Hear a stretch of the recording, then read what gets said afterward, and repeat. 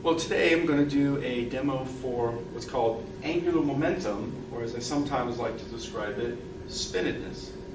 Spinnedness has to do with a kind of content of motion about. And it involves really three things: how fast you're going around, how much content you have as matter or mass, and also where is the mass located. Okay, so to do this, I want to do two demos. There's actually a third aspect. The first three that I just mentioned are sort of what goes into figuring out the amount of spinnedness or spinning content. But another thing is that there's also orientation, the way in which this going about is directed, sort of like where is the spin axis. So for the first demo, what I have is I've got a stool here, and it sits on a stand, which isn't in the picture, but the stand allows it to rotate freely.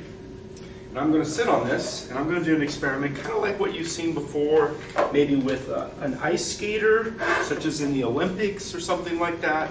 When they go through a program, often at the very end, they end with a flourish, which is they go into a very fast spin.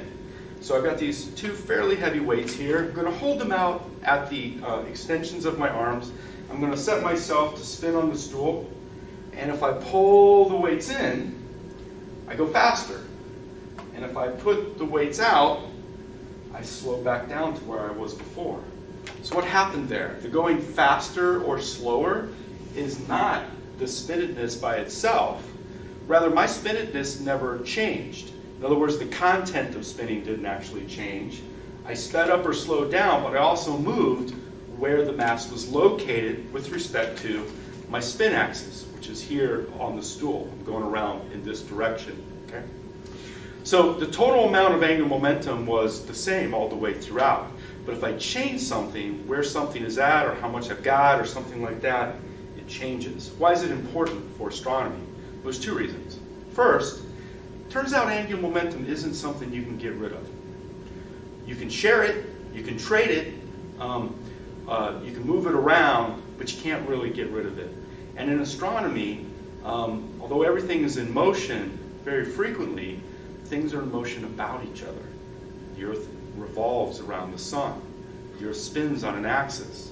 The sun is orbiting around the Milky Way. The Milky Way is a player in a dance of motion within something called the local group that has many galaxies. So not only is everything moving, but things are going around each other.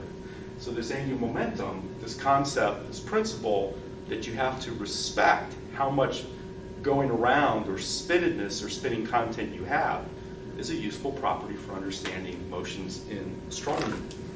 Now for that second demo, what I have is a bike wheel and a handle, and I'm going to spin it up pretty fast. And in this case, I'm going to take my feet off the floor, and I'm going to tilt the wheel. And as I tilt it one way, I start to move on the stool. In fact, we know that the wheel is doing it because if I tilt it back the other way, I actually come back around, which is pretty wild. So the wheel has a certain amount of spinning content, and not only does this concept of spinnedness care about what that content is, but how it's oriented.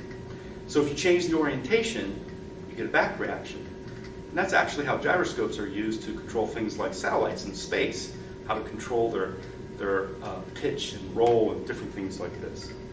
So spinning content is important. It's important in astronomy. It's important in all areas of science and lots of things like that. And that's an illustration of how it works.